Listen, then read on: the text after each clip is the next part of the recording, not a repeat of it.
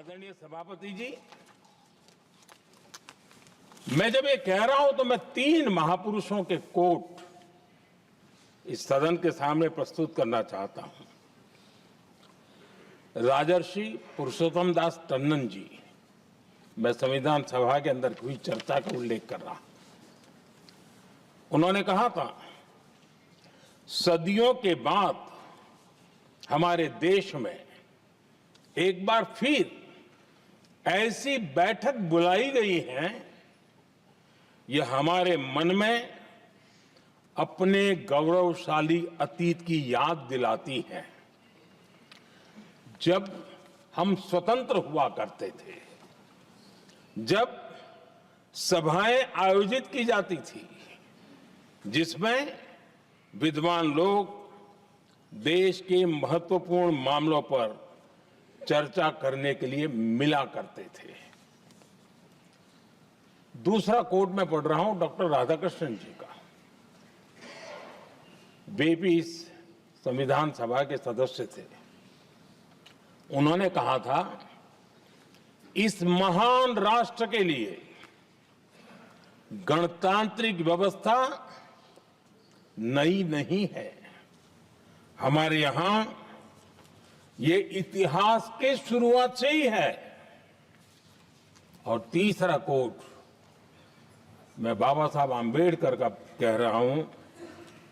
बाबा साहब आंबेडकर जी ने कहा था, ऐसा नहीं है कि भारत को पता नहीं था कि लोकतंत्र क्या होता है। एक समय था जब भारत में कई गणतंत्र हुआ करते थे। आदरणीय सभापति जी, हमारे संविधान के निर्माण की प्रक्रिया में हमारी देश की नारी शक्ति ने संविधान को सशक्त करने में बहुत बड़ी भूमिका निभाई थी। संविधान सभा में 15 माननीय महिला सदस्य थी और सक्रिय सदस्य थी। मौलिक चिंतन के आधार पर उन्होंने संविधान सभा की डिबेट को समृद्ध किया था। और वे सभी बहनें अलग अलग बैकग्राउंड थी, अलग अलग क्षेत्र की थी। और संविधान में उन्होंने जो जो सुझाव दिए, उन सुझावों का संविधान के निर्माण पर बहुत बड़ा प्रभाव रहा था। और हमारे लिए गर्व की बात है कि दुनिया के कई देश आजाद भी हुए, संविधान भी बने, लोकतंत्र भी चला, लेकिन महिलाओं को अधिकार देने में दशकों बीत गए थे। लेकिन हमारे यहां शुरुआत से ही महिलाओं को वोट का अधिकार संविधान में दिया गया। आदरणीय सभापति जी, जब G20 समिट हुई, उसी भावना को आगे बढ़ाते हुए, क्योंकि संविधान की भावना को लेकर के हम सब जीने वाले लोग हैं, हमने G20 की अध्यक्षता के दरमियान विश्व के सामने विमेन लेड डेवलपमेंट का विचार रखा। और विश्व के अंदर विमेन डेवलपमेंट से अब आगे जाने की जरूरत है। और इसलिए हमने विमेन लेड डेवलपमेंट की चर्चा को अंजाम दिया। इतना ही नहीं, हम सभी सांसदों ने मिलकर के एक स्वर से नारी शक्ति बंधन अधिनियम पारित करके हमारी महिला शक्ति को भारतीय लोकतंत्र में उनकी भागीदारी सुनिश्चित करने के लिए हम लोगों ने कदम उठाए। आदरणीय सभापति जी, आज हम देख रहे हैं, हर बड़ी योजना के सेंटर में महिलाएं होती है। और ये जब संविधान के हम 75 वर्ष मना रहे हैं, ये संयोग है और अच्छा संयोग है कि भारत के राष्ट्रपति के पद पर एक आदिवासी महिला विराजमान। ये ये हमारे संविधान की भावना की एक अभिव्यक्ति भी है।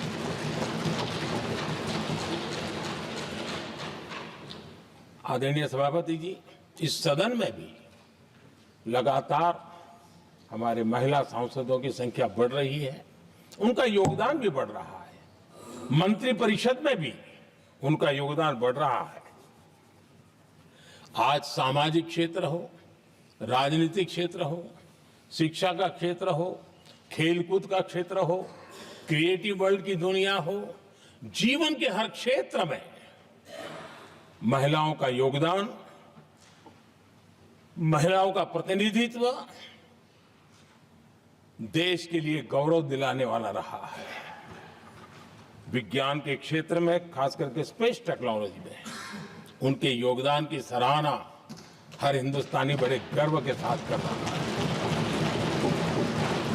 और इन सब की सबसे बड़ी प्रेरणा हमारा संविधान है। आदरणीय सभापति जी, हमारा देश